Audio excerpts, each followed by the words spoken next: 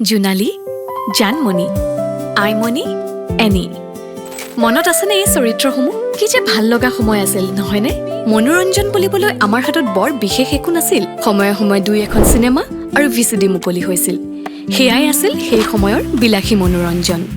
ছবিগৃহলৈ আমুকখন cinema আহিব, বজাৰত আমুকখন VCD cassette উপলব্ধ হ'ব। সেই অপেক্ষাৰো কি যে আছিল মাদকতা। গোট বান্ধি ছবিগৃহলৈ যোৱা বা কেছেট এখন ভাড়ালৈ আনি চুবুৰীয়াৰ সকলোৱে মিলি একেলগে উপভোগ কৰা, সেয়া যেন এতিয়া নষ্টালজিয়া। সেই সময়ৰ অনুভৱখিনি সজাইছিল এই চৰিত্ৰকেইটিৰ দৰে আৰু বহুতো চৰিত্ৰই। সেই দশকটোৰ অভিনয় জগতৰ কেইখনমান নতুন আৰু চিনাকি হৈ উঠা মুখ বৰষাৰাণী বিষয়া, প্ৰস্তুতি পৰাশৰ, গায়ত্ৰী মহন্ত, নিশিতা গোস্বামী, গীতাৱলী ৰাজকুমাৰী, আইমি বৰুৱা, ৰিম্পী দাস, জুপিতৰা ভূঞা, আশা বৰদলৈ, লুনা লহকৰ ইত্যাদি। 1998 চনত যৌৱনে আমনি কৰে চিনেমাখনৰ যোগেদি চিনেমা জগতত খোজ পেলায় বৰষাৰাণী বিষয়াই। তুমি যিমানে বাধা নিদিয়া কিয়, সেয়া উফৰাবলৈ জয়ন্ত আহিবই। নিজৰ অভিনয়ৰ জৰিয়তে বৰষাৰাণী বিষয়াই দৰ্শকৰ বিপুল সমাদৰ লাভ কৰিবলৈ সক্ষম হয় আৰু এগৰাকী বলিষ্ঠ অভিনেত্ৰী হিচাপে প্ৰতিষ্ঠা লাভ কৰে। 2026 চনত তেওঁ নিজৰ পৰিচালনাৰে নিৰ্মাণ কৰি উলিয়ালে অভিনেত্ৰী হিচাপে কেৰিয়াৰ আৰম্ভণি কৰা ছবিখনৰ চিকুৱেল যৌৱনে আমনি কৰে 2। 1999 চনত বাণী দাসৰ পৰিচালনাৰে মুক্তিপ্ৰাপ্ত মহাৰথী ছবিখনৰ জৰিয়তে জনপ্ৰিয় হৈ উঠে প্ৰস্তুতি পৰাশৰ। 2002 চনত মুক্তি লাভ কৰা মন ছবিখনৰ ৰাধা শইকীয়াৰ চৰিত্ৰটিৰ জৰিয়তে জনপ্ৰিয় হৈ উঠিছিল নিশিতা গোস্বামী।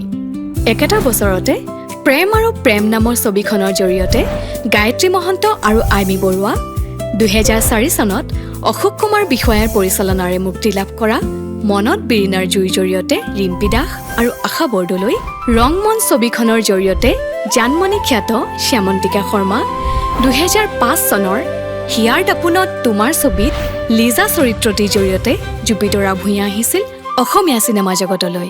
মুনীন বৰুৱাৰ পৰিচালনাৰে 2000 চনত মুক্তি লাভ কৰা হিয়া দিয়া নিয়া ছবিখনত অভিনয় কৰি দৰ্শকৰ মন জয় কৰিবলৈ সক্ষম হৈছিল দুগৰাকী অভিনেত্ৰী।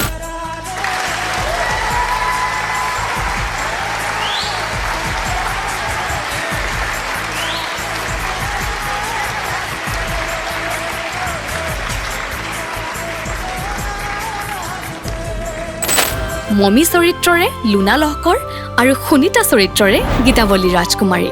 এইসকল আছিল আমাৰ শৈশৱ আৰু কৈশোৰৰ মধুৰ সময়খিনি জীপাল কৰি ৰখা অসমীয়া অভিনেত্ৰীসকলৰ অন্যতম। আপুনি বাৰু কেতিয়াবা স্কুল বা কলেজ বাংক কৰি এওঁলোকৰ চিনেমা চাবলৈ ছবিগৃহলৈ গৈছিল নেকি? নতুবা সকলো একেলগে গোট বান্ধি ভিচিডি চোৱা সময়খিনি এতিয়া মিছ কৰে নেকি? যদি কিবা ভাল লগা অনুভৱ আছে তেন্তে কমেণ্ট বক্সৰ জৰিয়তে আমাৰ সৈতে শ্বেয়াৰ কৰিব দেই। চিত্ৰবন।